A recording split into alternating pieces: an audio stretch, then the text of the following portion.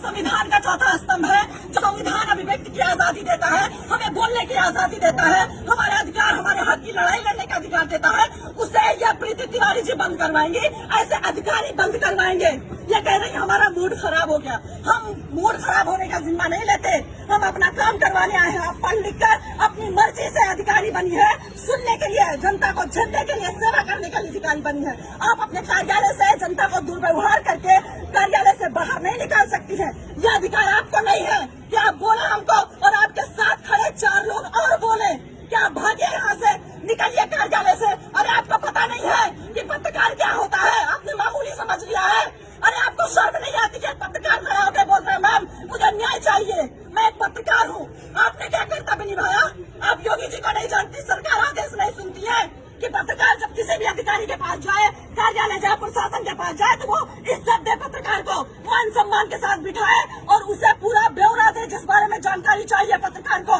आप सुनती नहीं है, आप मेरी आजादी छीनेंगी, आप मेरे बोलने की आजादी छीनेंगी। मैं ऐसा नहीं होने दूंगी।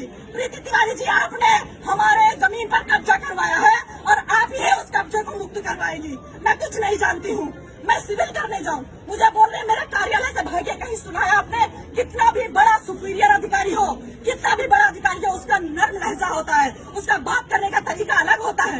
ये कहाँ से पढ़ लिख कर आई है? कैसे अधिकारी बन गई कि इनका मूड खराब हो जाता है एक पत्रकार के सवाल करने से? लेकिन मैं यहाँ पत्रकार की हैसियत से नहीं आई थी, मैं एक पीड़ित लड़की की हैसियत से लखनऊ से दौड़ दौड़ के आ रही हूँ कि मैं पीड़ित हूँ मैम, मुझे न्याय चाहिए। आपके गलत आदेश की वजह से मेरे घर पर कब्जा किया गया, आपने गलत कब्जा कर लिया, प्रशासन ने आपको गुमराह किया। मैं बता रही हूँ, मेरी बात सुनने को तैयार नहीं। आप पहले बाहर जाइए, फिर मैं बात करूंगी। आप पहले बाहर जाइए, मेरा मूड खराब हो रहा है, मुझे गुस्सा आ रहा है, मुझे मेरा गुस्सा शांत करिए और मैं सब साक्ष्य दिखाऊंगी आपको। इनका जितना भी रवैया अंदर किया मेरे साथ, जितना भी यह भूल गई कि मैं पत्रकार बता रही हूँ, लेकिन मैं तुम्हारा कुछ भी कर सकती हूँ, यह भूल गई। इनका सारा रवैया हमारे कैमरे में कैद है। इन्होंने जो बर्ताव पत्रकार के साथ किया, आप सोचिए, अंदाजा लगाइए कि जब ये आम जनता खड़ी हुई, जब इनके पास जाती होगी तो कैसे गूंगे बहरे की तरह खड़ी रहती होगी।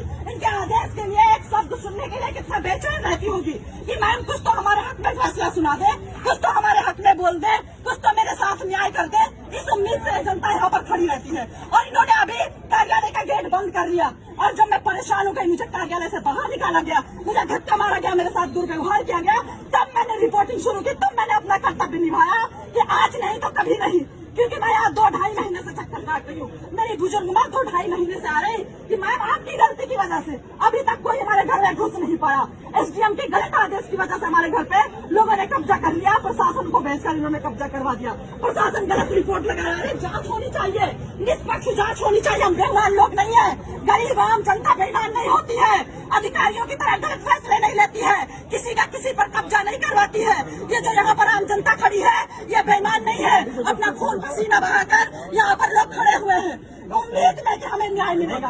एसडीएम के पास जाएंगे, लोग उम्मीद में रहते कि एसडीएम साहिबा के पास जाएंगे, पर सुनाएंगे अपनी कहानी।